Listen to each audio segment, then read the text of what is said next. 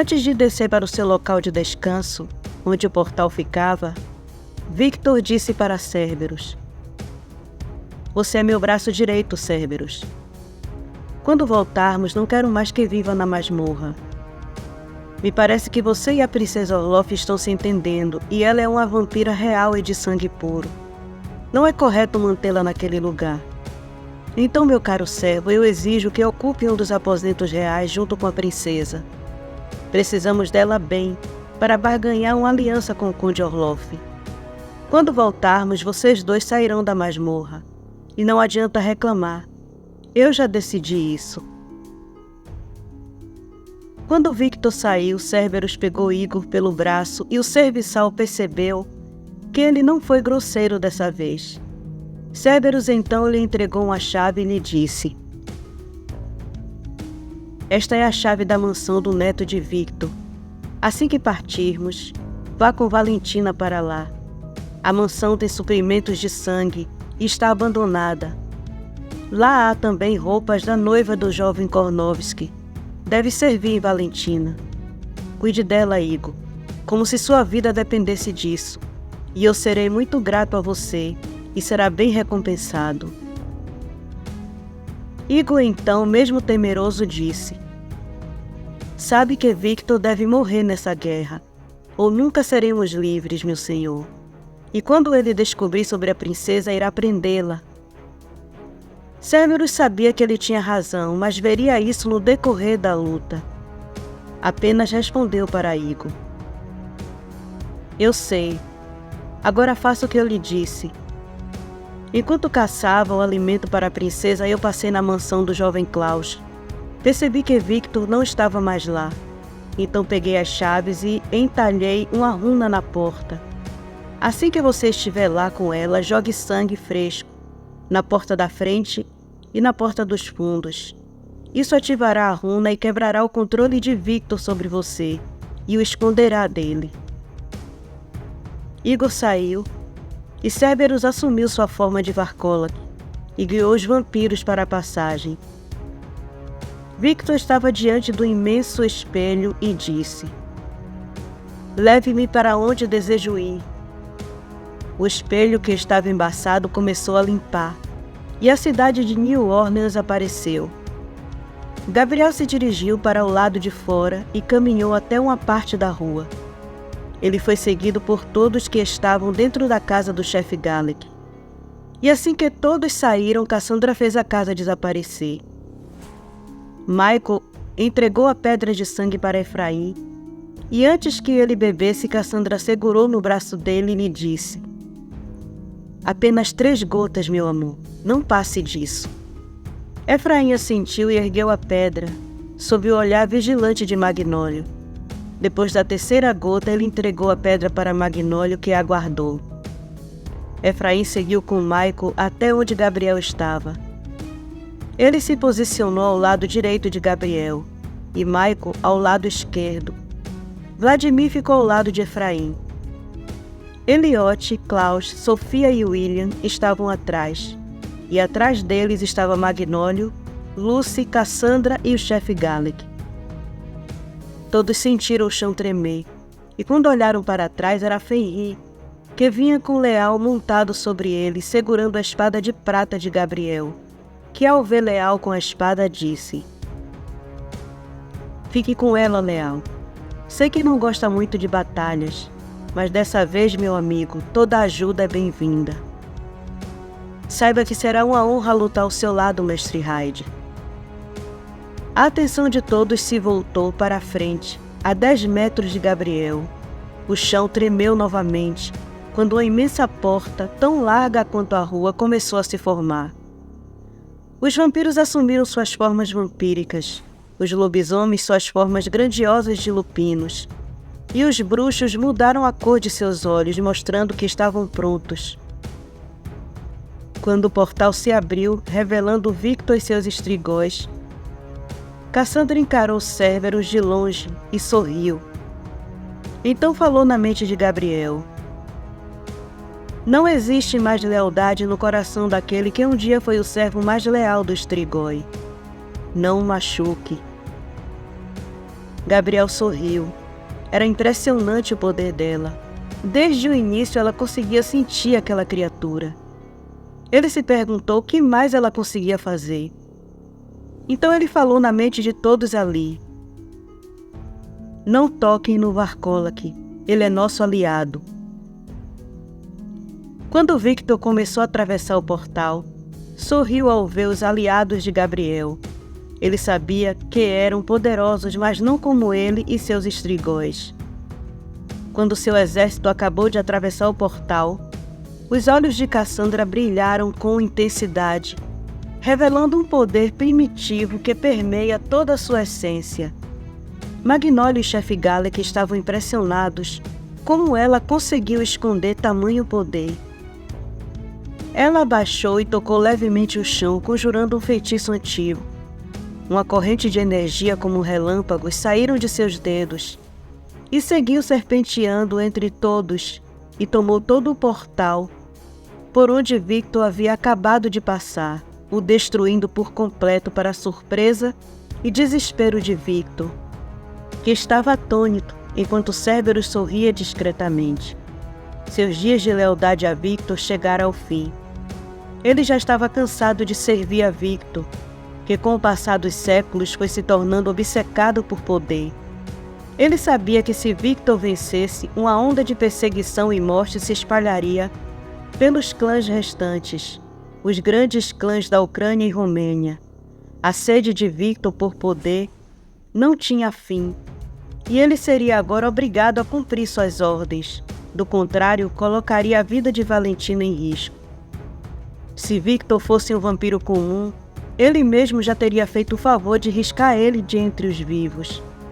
Mas Victor era uma besta, um estrigói, e numa luta ele acabaria morto ou infectado. Mas Gabriel Hyde era um adversário tão poderoso quanto Victor, e quem sabe até mais, já que ele era diferente de um vampiro comum.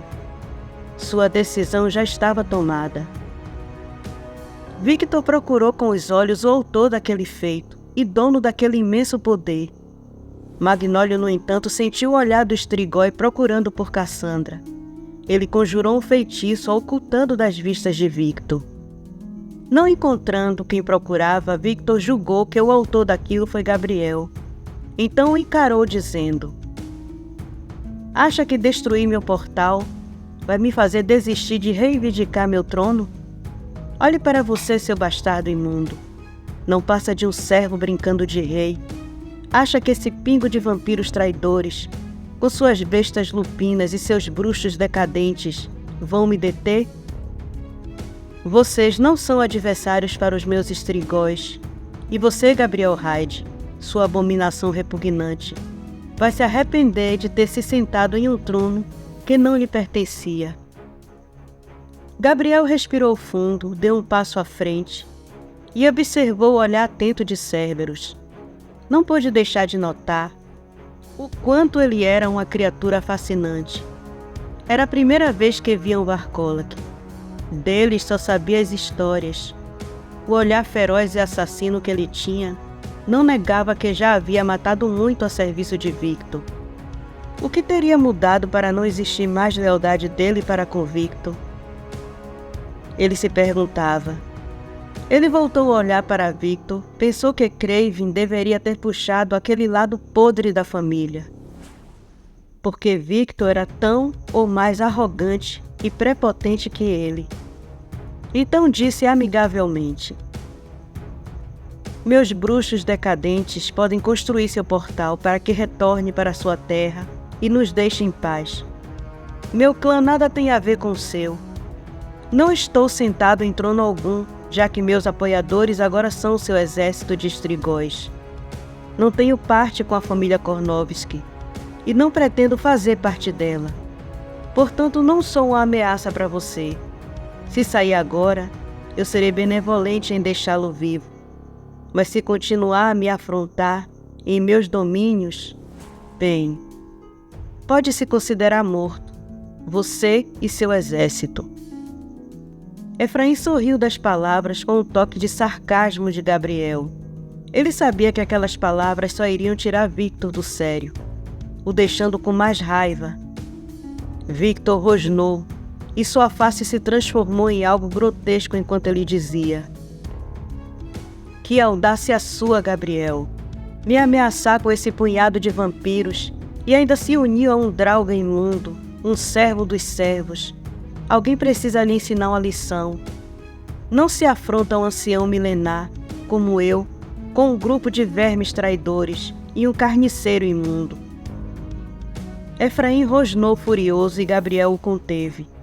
Encarou Victor com seriedade, que sentiu o poder que vinha dele. Seus olhos ficaram negros e ele respondeu para Victor: "Tem razão. Me perdoe por essa falta de respeito. Esqueci de lhe apresentar o meu exército. Um que seus estrigóis criaram para mim, antes mesmo de serem essas coisas abomináveis como você." Victor encarou sem compreender o que ele queria dizer. Gabriel então olhou para Efraim, e os dois começaram a se transformar, libertando seus corpos da aparência de mortalidade. Seus corpos agora, esculpidos como uma estátua de mármore, musculosos e esbeltos, a pele de ambos se tornaram pálidas como a lua, e seus olhos eram profundos poços de escuridão. Seus cabelos negros caem em ondas sedosas sobre seus ombros, e suas aparências eram de uma criatura assustadora, até para os dois filhos, que nunca tinha visto a forma real de um vampiro. Duas bestas poderosas e milenares se revelaram diante de Victor. O poder dos dois juntos era impressionante, e Cerberus sentiu que ali Victor encontraria seu fim. Gabriel sorriu e uma eletricidade sutil encheu o ar, e todos ao seu redor tinham consciência de sua autoridade e o perigo que ele e Efraim representavam. Klaus, Eliot e Magnólio se sentiram rendidos ao seu domínio, dispostos a segui-lo para onde ele quisesse. Cassandra estava impressionada em como ele havia mudado ao longo dos anos. Apesar de nunca ter visto sua transformação como agora, se lembrava da mudança em sua fisionomia quando, em sua outra vida, ela era sua hóspede. Tanto ela como Galek e os lobisomens podiam sentir aquele imenso poder. Magnólio, então, se dirigiu a ela e perguntou: "Me diga, bruxa, qual dos três é mais poderoso? Sei que pode sentir tudo o que acontece antes de nós. Me diga se o mestre Hyde e o Draugr juntos vão precisar de nossa ajuda, ou se podemos nos concentrar nos estrigóis." Cassandra o encarou por um momento e respondeu: "Os três são poderosos. O que vai definir o mais poderoso é o motivo pelo qual eles lutam. Neste momento, o motivo de Gabriel e de Efraim são mais justos que os do estrigói, o que os tornam mais fortes. Mas os ventos do destino já começaram a soprar para todos, bruxo." Lúcia estremeceu com o que Cassandra disse. Temeu pelo seu filho Vladimir. Não queria perdê-lo também. Sofia sentiu medo dela e encostou sua cabeça de loba na dela, que sorriu e acariciou seu pescoço. Gabriel e Efraim ergueram parcialmente suas mãos ao lado de seus corpos, com a palma virada para baixo. Michael olhou para o pai e para Efraim e estremeceu com o poder que emanava deles. Olhou rapidamente em volta e percebeu que só ele conseguia perceber aquilo. Talvez fosse a ligação de sangue que lhe permitia isso. Mas Efraim, como ele conseguia sentir? O poder de seu pai, sem precisar dividi-lo com Efraim, era impressionante. Ainda assim, seu pai afirmava que ele, como filho, era mais poderoso. Num tom de voz autoritário, Gabriel e Efraim disseram juntos, como costumavam fazer quando dividiam o corpo: "Nas antigas ruas de New Orleans ergo minha mão e convoco dos confins do além, onde a luz de todo se extingue e a escuridão reina suprema. Eu chamo os espíritos que vagueiam entre o véu da mortalidade. Convoco aqueles que partiram, que seus suspiros sejam ouvidos nos recantos mais sombrios da cidade. Invoco os espíritos perdidos, que os laços que os prendem ao mundo dos mortais sejam fortalecidos pela minha vontade. Se ergam revenentes,